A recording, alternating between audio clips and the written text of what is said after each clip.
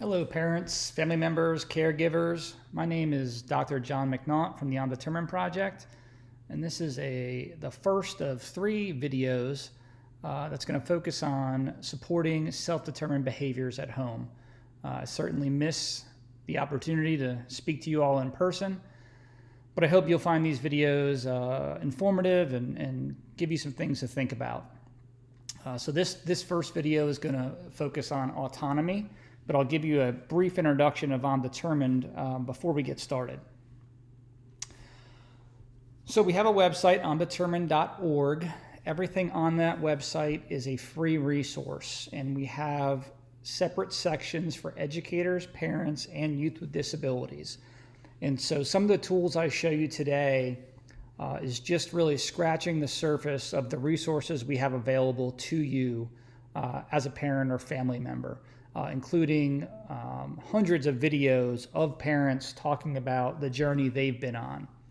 The Undetermined Project works with all students with disabilities.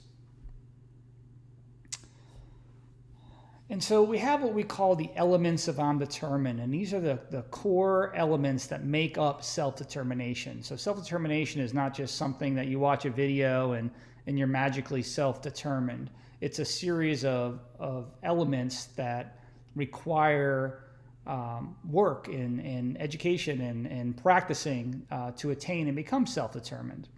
And so things like choice making, decision making, problem solving, self-advocacy, goal setting are all elements that need to be fostered in youth.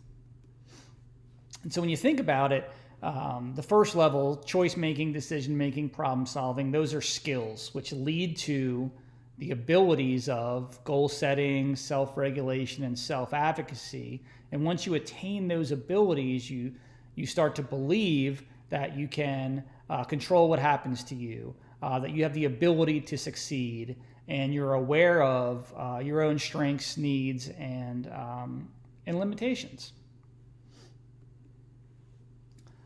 So the Undetermined Project is based on self-determination theory. And so we're going to look at, over the course of 3 videos, autonomy, competence, and relatedness.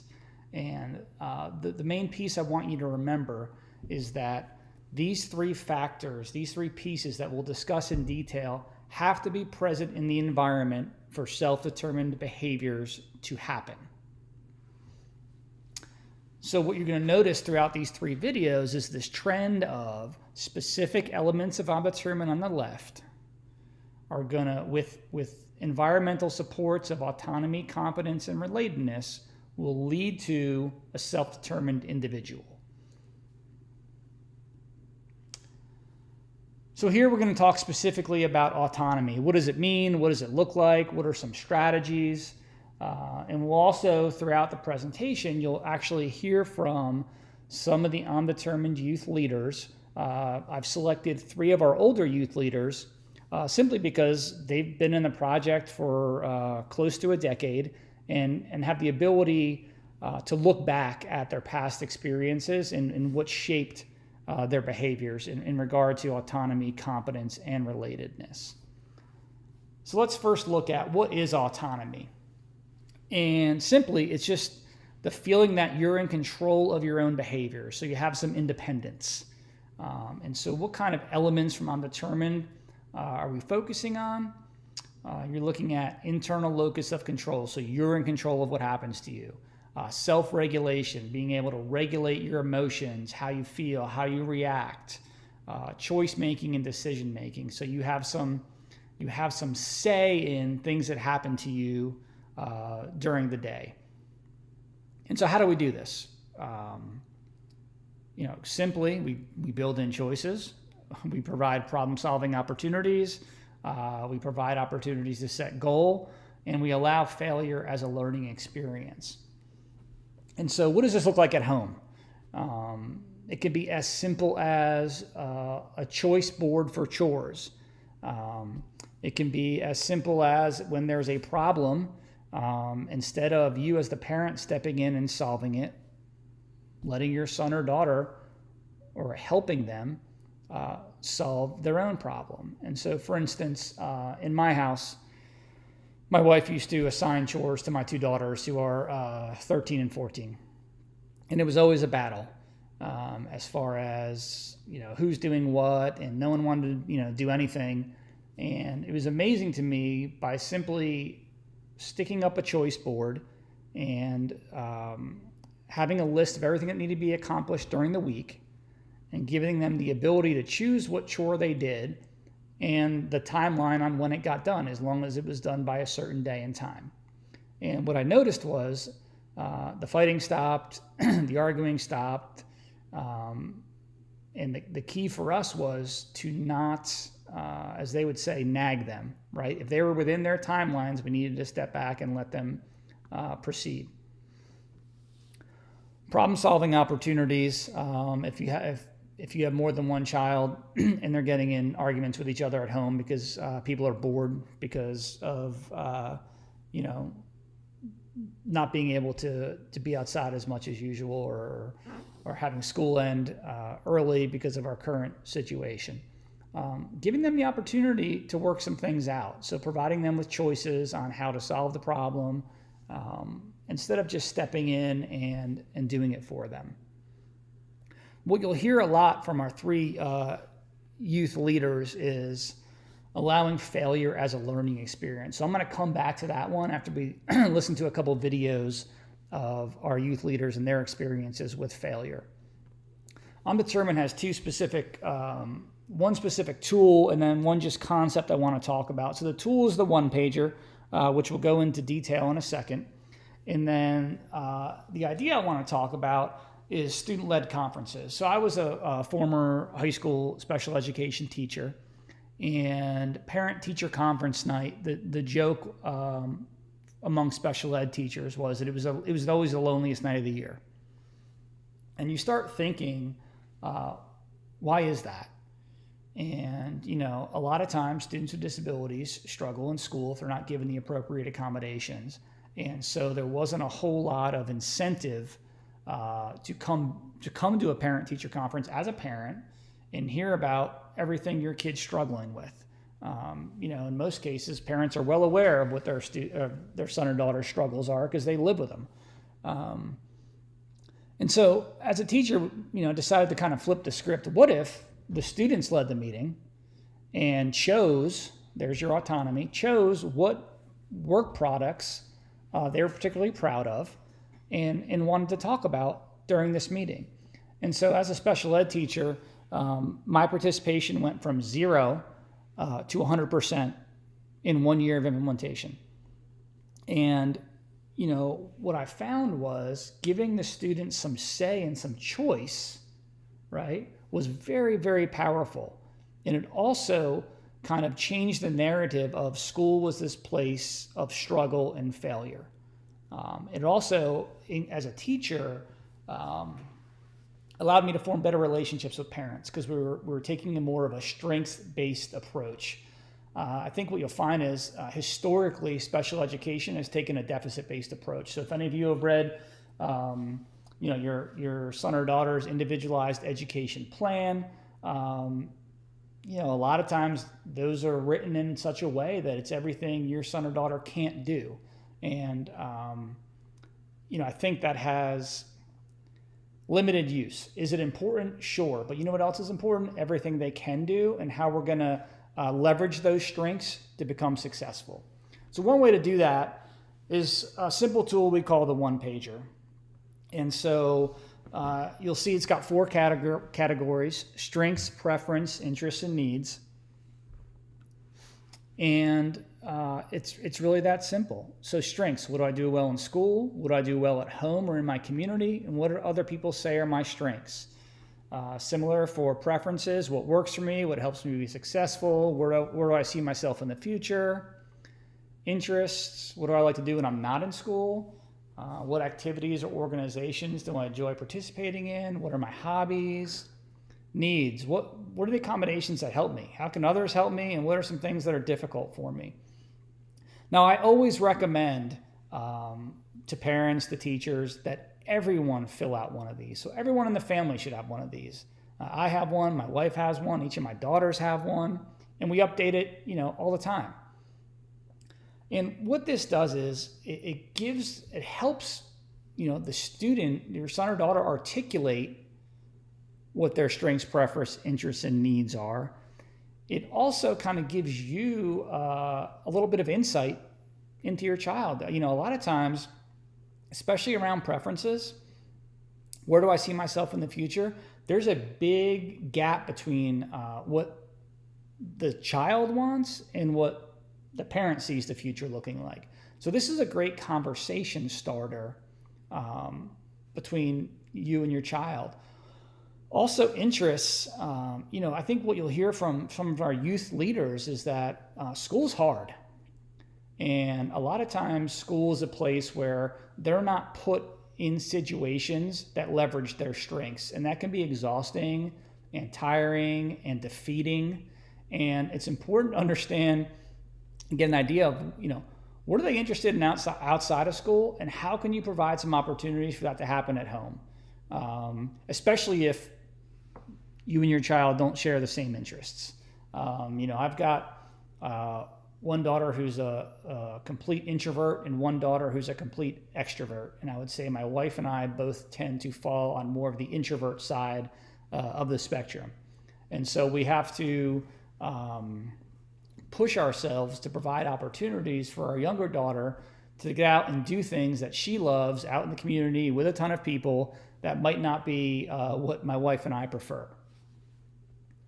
And then accommodations.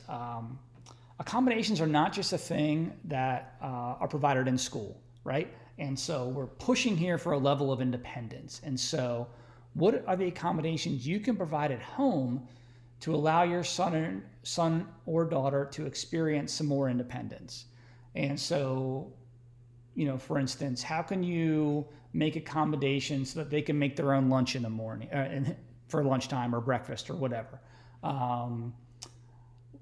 Any kind of independent living skills. How can you teach them, or what kind of accommodations can you provide so they can do their own laundry?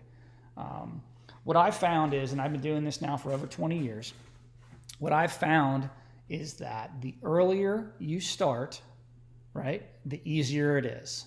And so if you're going to start with a 17-year-old and start saying, hey, I want you to do all these things, it's going to be good for you, and you've been doing them all along for them, that's kind of a hard sell. So for instance, if my mother or father was making me dinner 7 nights a week, and I liked the food and it was good cooking, what's my incentive to then start learning how to cook for myself, right? And so, starting early.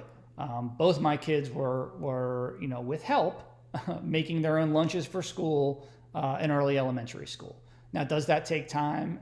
More time? Yes. Is it faster if I just do it myself? Yes. Were there nights where I just did it because we were under pressure for whatever reason? Absolutely. So everything I talk about for home, right? You need to do what works for you. It doesn't need to be 100% of the time.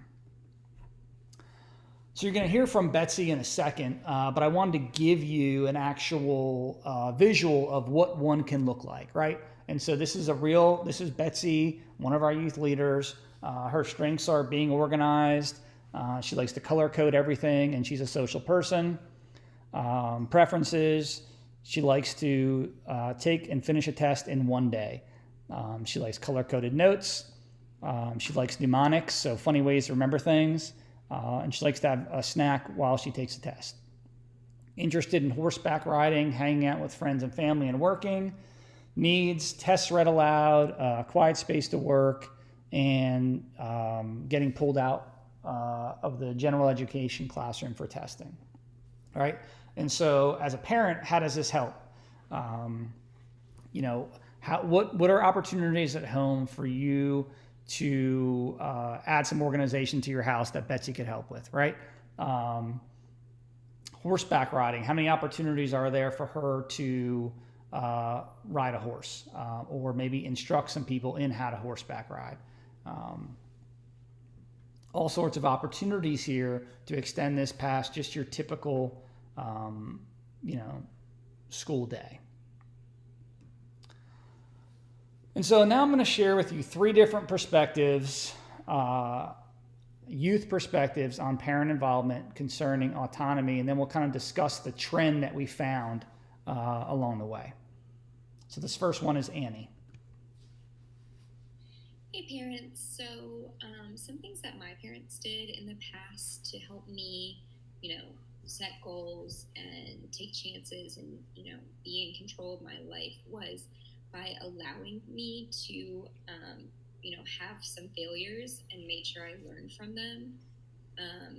There were a few decisions that I made that I'm 100% positive my mom could have stepped in and fixed right away.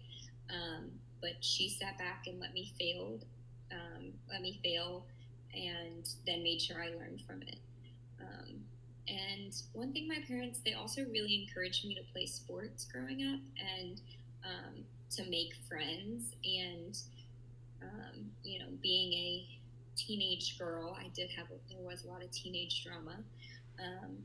And so that was something my parents would, sit back and encourage me to make my best judgments when it came to friends. Something that was not helpful was how often my mom would ask me about my goal sheet. I would, the smallest bad decision, my mom would be like, oh, well, is that going to help you reach your goal on your goal sheet? So she brought it up a little more often than I would have liked. Okay, and this next one is Betsy, and we shared her one pager earlier. One thing that my parents really set me up for failure was, even though I had a disability, I was told multiple times from the beginning that I was going to fail. Even if I didn't have a disability, I was going to fail at life, and the things that come with it. I knew that if I didn't sit down and study and take notes and color code and organize everything, that I was going to fail. And my parents told that straight to my face. My mom does not sugarcoat anything. My mom was never that person to just tell me, to baby me. She was always like, this is what's going to happen if you don't do it. And there had been nights where I had to sit at the table and my parents were like, you didn't do this and you didn't do that, so that's why you got a 32 on this test or whatever. So I don't think anything that my parents did to me was awful. At that point in time in my life, I did not like them for making me put this in my face and said, this is the reason why you failed. You're the reason. You didn't study harder. You didn't do this. You didn't do that. But now that I see it, I know what I can and can't do when I'm now in college and in my work. I have to do certain things to get certain awards and, I would say bragging about it. But I don't think anything that my parents did was bad. I think that your parents should not sugarcoat things for you and should tell you straight up, this is what you need to do to be successful. So. And then lastly, we'll hear from Kaden. All right, parents. So this is going to be something that is going to be a little bit more difficult to hear, but your youth is super awesome. And they have goals for themselves, and they want to be able to get there. And something that you have to do is give up a little control and let them fail. I know this is a really scary thing to do. I know with my parents, it was pretty difficult for them to give me some freedom to be able to go and make some decisions that I might fail at. I might fail college. I might not do so well in the real world, where I'm going to have to make a job, where I'm going to have to go to a job and then have to pay rent and pay my bills. Even though that is part of growing up, it can be a really scary thing. It's a scary thing for the youth as well, but if you have the opportunity to help your youth, it's really important that you can. And if you can, you should. I think that this is something that's really important for everyone in this decision, to give them more freedom. It can be gradual, but it's really important for you to do. Okay, so some trends that we should talk about. Opportunities to practice. And so I think we're going to see throughout the 3 videos is, and the research bears this out, one of the biggest predictors of successful self-determined behaviors is opportunities to practice, and not just in school. Because guess what? School ends, and then there's the real world. And so providing as many opportunities, in this case for autonomy, as you can is essential.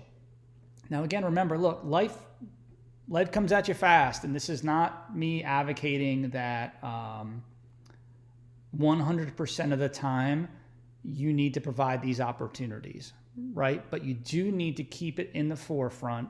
And, for me, my kids are a year apart. And so when they were young, it was difficult. And so I would schedule in my, on my calendar, okay, we're gonna practice these skills tonight. And so I'm gonna make sure I have extra time in the night or on the weekend to practice some independence, some autonomy, whatever.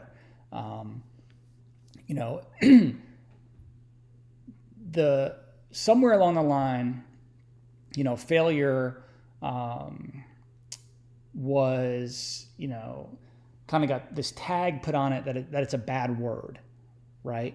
And so, and I think, a lot of times as special educators, we're at fault for this, myself, other special educators, because we're trying to protect. And I think a lot of times parents are trying to protect, right? I know as a parent of two, I don't want to see my kids fail. I want to protect them. But what I've learned over 20 years is if we keep jumping in before failure is experienced, the first time our children experience failure and we're not around, it's going to be catastrophic. There's going to be no one there to pick them up. And I've seen it happen. And so what we need to do is, right, we need to take a breath. We need to let them fail.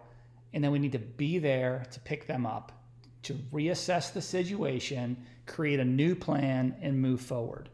I think it sounds easy, and I think especially Kaden told you, no, he knows it's hard, right? And he's a kid, but you've got to let your sons and daughters try difficult things or get into problems, and figure out ways to work it out.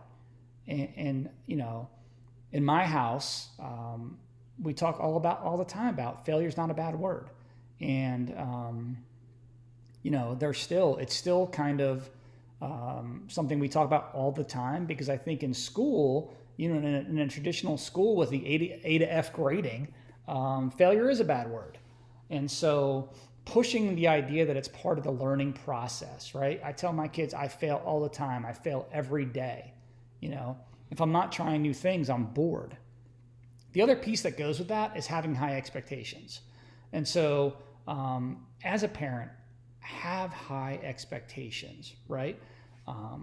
Push your son or daughter, but provide supports, okay? I mean, we're not going to give a kid at 18 years old the keys to a car if we never taught them how to drive. It's the same thing with autonomy, okay? We're going to have these high expectations, and we're going to provide the supports, and we're going to scaffold those. So as you progress through your skills, beliefs, and behaviors, right, and become more self-determined, those supports are going to fall away a little bit, but know that we're always going to be there to help pick you up. Talking about careers at an early age, talking about independent living at an early age, right? Having those discussions and setting goals that the student wants to set. And we'll talk about goal setting a little bit later in one of the other videos. But providing those opportunities to practice, preaching that failure is not a bad word, and having high expectations are three kind of, over the past 20 years, not just in these videos, but thoughts that have absolutely permeated the narrative of self-determination. All right, well, that concludes autonomy. I thank you for your time, and the next video we'll talk about will be the idea of establishing competence.